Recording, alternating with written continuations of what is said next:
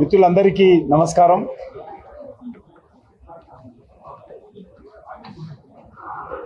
గతంలో నేను భారతీయ జనతా యువ మోర్చాలో ఉన్నప్పుడు నాతో పాటు పనిచేసినటువంటి వ్యక్తి జితేందర్ రెడ్డి గారు. వారు రాష్ట్రీయ స్వయం సేవక్ సంఘ్ కార్యకర్తగా, అఖిల భారతీయ విద్యార్థి పరిషత్ కార్యకర్తగా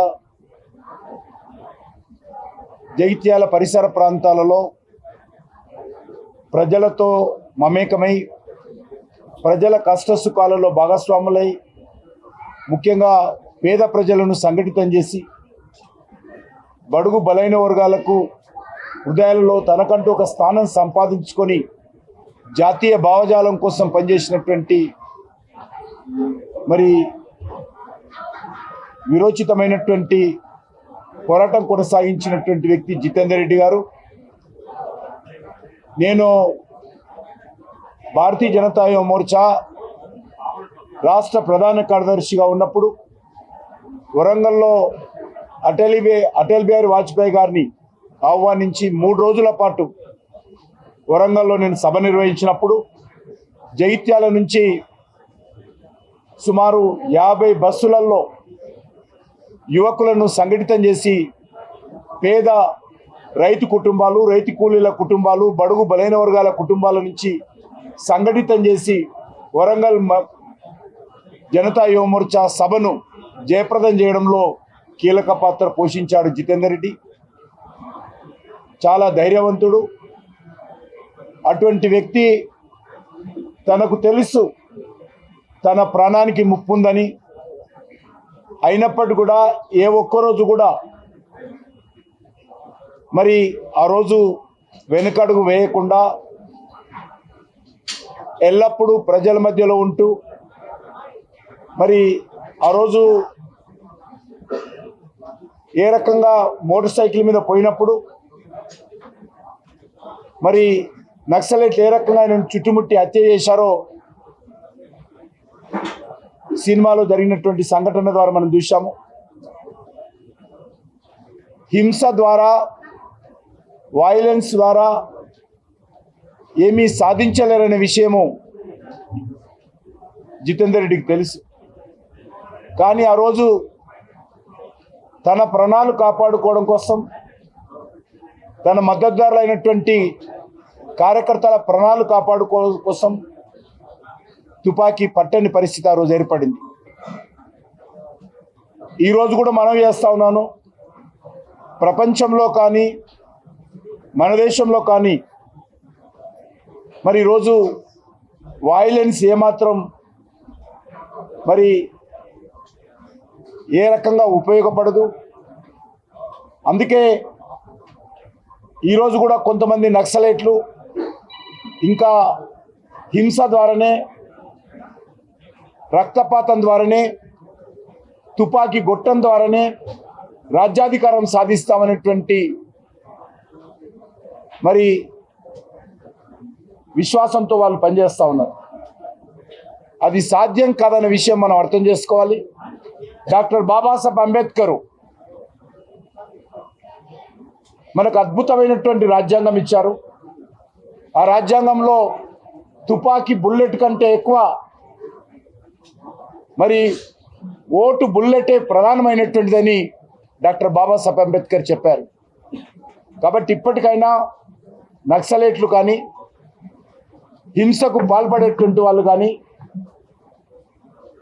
హింసను వదిలిపెట్టి డాక్టర్ బాబాసాహెబ్ అంబేద్కర్ యొక్క రాజ్యాంగం మీద విశ్వాసంతో బుల్లెట్ ద్వారా కాకుండా బ్యాలెట్ ద్వారానే ప్రజల కోసం పోరాటం చేయాలి.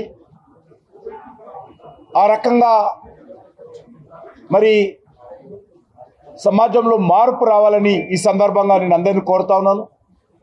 ముఖ్యంగా జితేందర్ రెడ్డి వాళ్ళ తండ్రి గారు అయినటువంటి మల్లారెడ్డి గారు, వారి కుటుంబం అంతా కూడా జాతీయ భావజాలం కోసం అంకితంగా పనిచేసినటువంటి కుటుంబం. జితేందర్ రెడ్డి గారి తండ్రి గారు కూడా మాతో అనేవాడు, జితేందర్ చనిపోతాడని తెలుసు మాకు, ప్రాణహాని ఉందని తెలుసు, కానీ నేను ఎప్పుడు కూడా ఆయన వెళ్ళేటువంటి బాటలు నేను అడ్డుకోలేదని చెప్పాడు. చాలా నిదానమైనటువంటి వ్యక్తి, కరడు కట్టినటువంటి జాతీయవాది మల్లారెడ్డి గారు.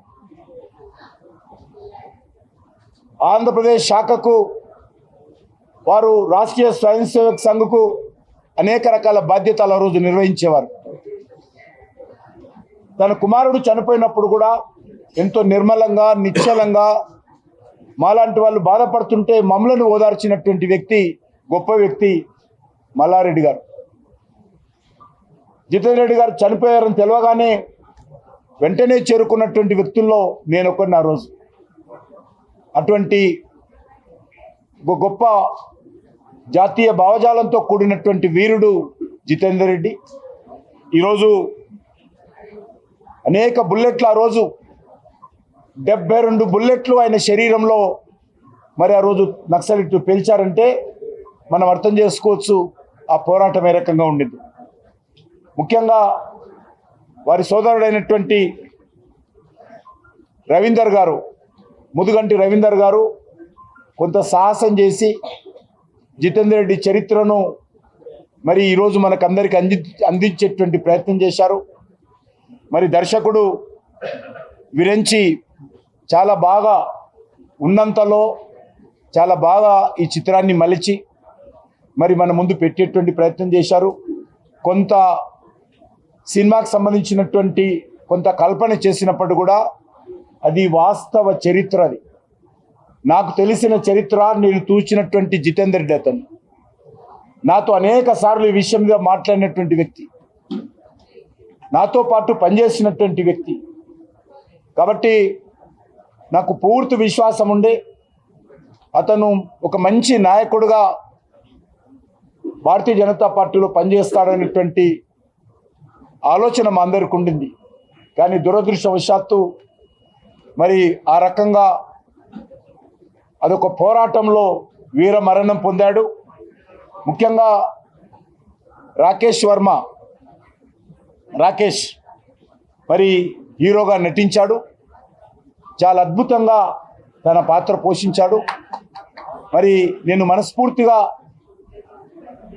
ఇటు విరంచిని కానీ, దర్శకుడు హీరోగా నటించినటువంటి జితేందర్ రెడ్డి పాత్ర పోషించినటువంటి రాకేష్ని కానీ మనస్ఫూర్తిగా అభినందిస్తూ, మరి రవీందర్ ఏదైతే ప్రయత్నం చేశాడో ఆ ప్రయత్నము న్యాయం చేశాడని నేను భావిస్తూ ఉన్నాను. దానికి డైరెక్టర్ గారు కానీ, హీరోగా జితేందర్ రెడ్డి పాత్ర పోషించినటువంటి రాకేష్ కానీ ఆ పాత్రలకు న్యాయం చేశారు. మరి ఈ సినిమాను నక్సలైట్లు కూడా చూడాలి. ఎందుకంటే ఒక వ్యక్తిని చంపే అధికారం ఎవరికి లేదు. ఒక వ్యక్తికి జీవం పోసేటువంటి శక్తి భగవంతుడు మనకి ఇవ్వనప్పుడు ఏ వ్యక్తికి ఒక ప్రాణం కూడా తీసేటువంటి అధికారం లేదు. ఎందుకంటే అమాయకులైనటువంటి బడుగు బలైన వర్గాల కుటుంబాల నుంచి ఈరోజు వరకు కూడా ఉద్యోగంలో చేరుతారు. తన కుటుంబాన్ని పోషించుకోవాలి, తన భార్య పిల్లలను పోషించుకోవాలి, వాళ్ళ తల్లిదండ్రుల కళ్ళలో సంతోషం చూడాలని చాలామంది పేద కుటుంబాల వాళ్ళు ఈరోజు పోలీసులో చేరుతారు. అటువంటి పోలీసులను మరి ఈరోజు నక్సలైట్లు వేలాది మందిని హత్య చేశారు. అది ఏమాత్రం మంచిది కాదు. అదేవిధంగా అమాయకులైనటువంటి మరి ఈరోజు గిరిజన ప్రజలను కూడా హత్య చేస్తున్నటువంటి పరిస్థితి ఉన్నది. ఇది మార్పు రావాలి. ఇప్పటికే చాలామంది ప్రజలు మారుతున్నటువంటి వ్యవస్థలో హింస, తుపాకుల ద్వారా ఏమీ సాధ్యం కాదు. ఇది మరి ఈ యొక్క తుపాకీ గొట్టం సిద్ధాంతం లాభం లేదు అనేటువంటి విషయము ప్రజలు అర్థం చేసుకున్నారు. ఎక్కడైతే నక్సలైట్లు హింసకు వ్యతిరేకంగా ఎన్నికలు బహిష్కరించాలని పిలుపునిచ్చేవారో ఆ ప్రాంతాలలో ఆ కాలంలో తుపాకులకు భయపడి వాళ్ళకు భయపడి ఎలక్షన్స్లో పాల్గొనేటువంటి వాళ్ళు కాదు. కానీ ఈరోజు మనం చూసాము, ఇక్కడ కాదు జమ్మూ కాశ్మీర్లో కూడా మరి 70%, 80% పోలింగ్ అవుతుందంటే డాక్టర్ బాబాసాహెబ్ అంబేద్కర్ రాజ్యాంగము బుల్లెట్ కంటే బ్యాలెటే గొప్పదని ఈరోజు ప్రజలు విశ్వసిస్తున్నారు. ఆ దిశలోనే డాక్టర్ అంబేద్కర్ రాజ్యాంగం ప్రకారము పేదలకు, బడుగు బలైన వర్గాలకు, రైతులకు, రైతు కూలీలకు మనం అందరము ప్రజాస్వామ్యం మీద విశ్వాసం ఉంచి సేవ చేయాలి. అందుకే నక్సలైట్లు హింసను వదిలిపెట్టి ప్రజాస్వామ్యంలో రావాల్సిందిగా ఆహ్వానిస్తా ఉన్నాను.